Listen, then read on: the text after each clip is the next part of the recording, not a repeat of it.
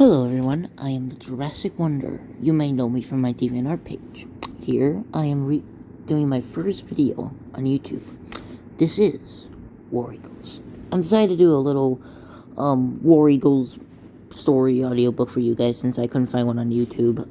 This is just a preview because I don't have the book. I mean, I do have it, but I can't find it. So we're just gonna start right ahead, and when I do get the book, I'll hopefully read to you guys. This is War Eagles by Merian Cooper. LTJP Brandt sat alone on a long wooden bench in a narrow waiting room on the second floor of the operations building at Mitchell Field in Long Island, New York, nervously folding and refolding the front page of the New York Times. The light from a small window flared into the room. From where he sat, Brandon was able to watch an occasional plane take off or land on the dusty tarmac runway. Although the room was not air-conditioned, it was unusually cold for midwinter. Brandt had been sitting in the room since 8:45, waiting to be called before a military tribunal tasked with presiding over his court-martial. I don't know.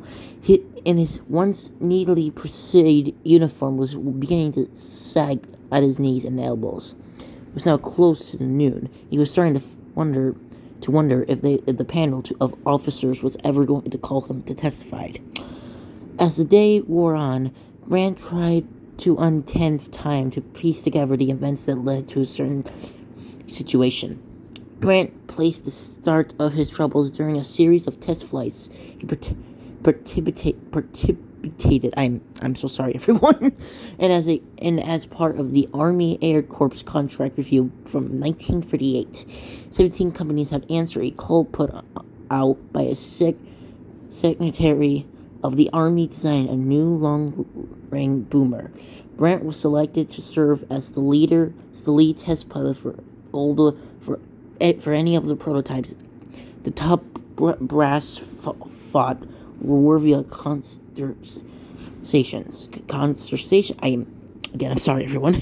Of all the planes flew, Brandt felt that the Imperial A-1 bomber was the best and safest. Apparently, the Army's decision to make felt the same way. The award of the Imperial advances with a contract to produce not only a fleet of A-1 boomers, but transport places and short-range fighters as well.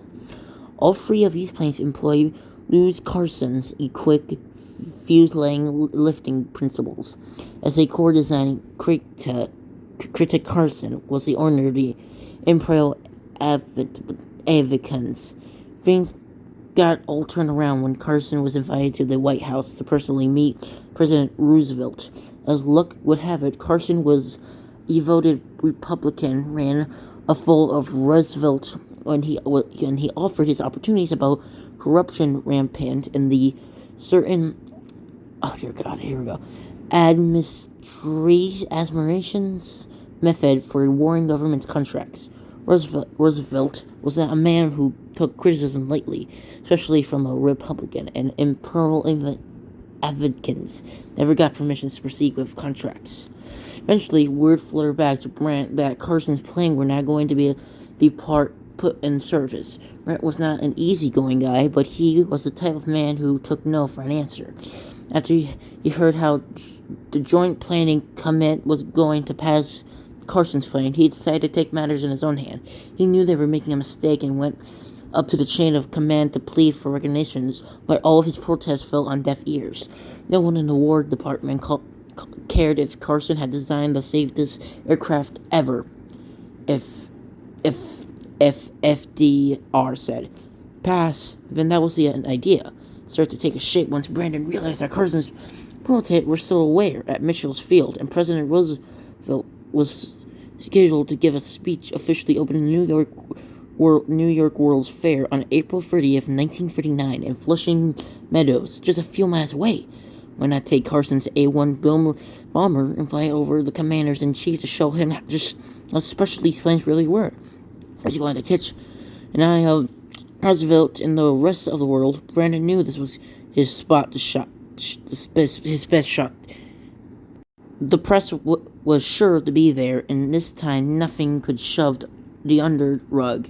Use of the Imperial prototypes was restricted.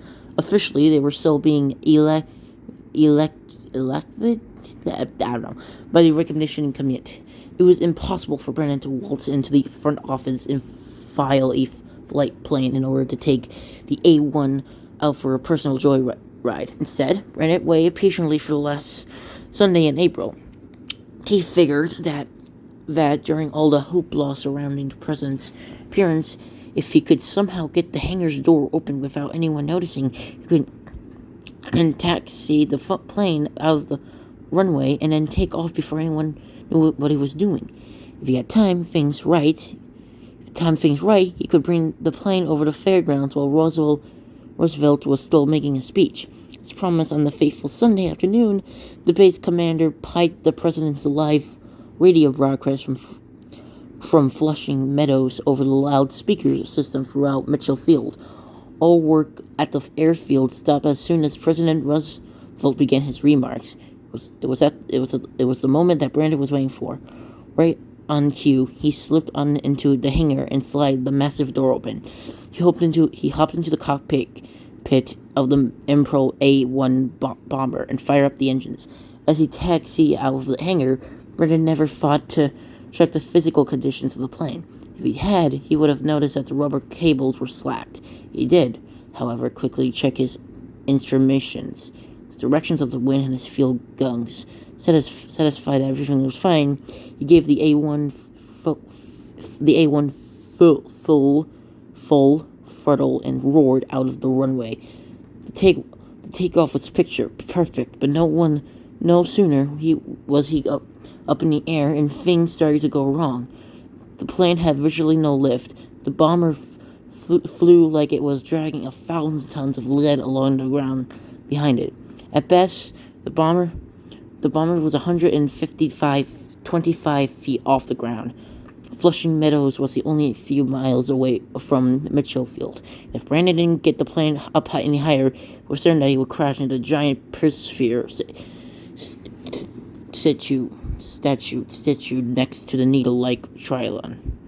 As Brandon neared the fairground, he eased off the throttle, causing the noise of the plane to moderately lift. Due to the weight of this distribution of the plane's box-like fuselage, which also result in the tail flap flipping down. Immediately, Brandon gunned the throttle, and the plane lifted as if shot by a catapult. The extra boost was just enough to allow the massive plane to skim over the giant contract persphere at the center of the fairground. Brennan could see the faces of thousands of people gathered to watch the president usually in the world of the future, staring at him at horror. The plane continued to climb along Queens and over New York Harbor. However, he had completely lost his rubber control, and the plane wobbled like a newborn bird learning to fly. The Statue of Liberty was coming fast, and if Brandon didn't do something, he was going to blow this $1 million prototype smack into the Liberty Island. Brandon figured that another throttle maneuver was all he needed to ride the plane. He never got the chance. Stress on his tail section was too much, and the plane's rear simply snapped away from his wide field. What remained airborne of the A1 literally looped around the Statue of Liberty and went down into the water of a few hundred yards from Liberty Island. Brennan was pulled out of the arch of the harbor by the harbor patrol and was immediately placed under arrest by a pair of MPs when he was brought ashore at the port of Queens. It wasn't long before Lt. James Peter Brand found himself sentenced for court martial under Articles 77, 89 through 92, 133, and 134 of the Uniform Code of Military Justice. Brandon waived his rights for pre-trial investigations and decided to take his chance with a general court martial. It was this general court martial hearing that led him by waiting in the operation buildings of Mitchell Fields on Monday, June 1939. The doors to the waiting room opened in the female department of the Army Police Officer Resort. Lt. Peter O'Sullivan, no, not like Sully, Brandon's military defense consul, and to meet with him. The lawyer carried a tray with a sandwich and a glass of milk on it. Brent tossed the paper airplane he made out of the Times of at Old Sullivan. It sailed past him, striking the DF officer squared on the back as she exited the room, causing the door behind him. Brent and Old Sullivan both heard the latch lock into place. How's it going, GP? Old Sullivan spoke with the slightest hint of an Irish accent. In 7 weeks since they first met, Brent and Old Sullivan formed a genuine friendship. They have gone far beyond their internal professional relationships. I'm fine, Pat. Shouldn't be sorry by now. Brent was as an unwell-muscled and handsome man, but the strain of nearly 2 months and stock was starting to show on his face.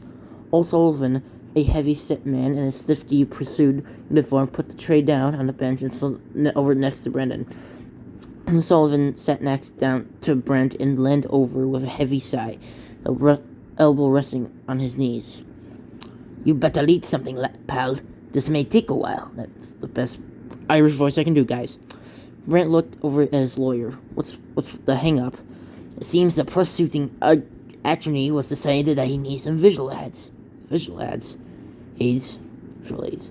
The boys are trying to set up a movie projector on the screen of the court. It was a last-minute decision. It was slowly going, what's the butter and all? What's the problem? Someone forgot to bring the popcorn? Look at this. This is serious, JP. They planned on throwing the book at you. Brandon picked up his sandwich and walked over to the window. He stared up at a nearby train and craned his neck to look out.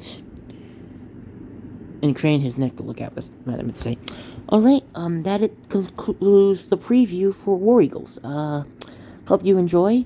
I hopefully, when I do find the book, and I do, because like I said, I do have it, I might read it to you guys, but right now, this is just, my first YouTube channel, and I just want to start getting used to it. Alright, well, I hope you all enjoy, everyone. Take care. And remember to be Jurassic. I know, that was awful. I'm sorry.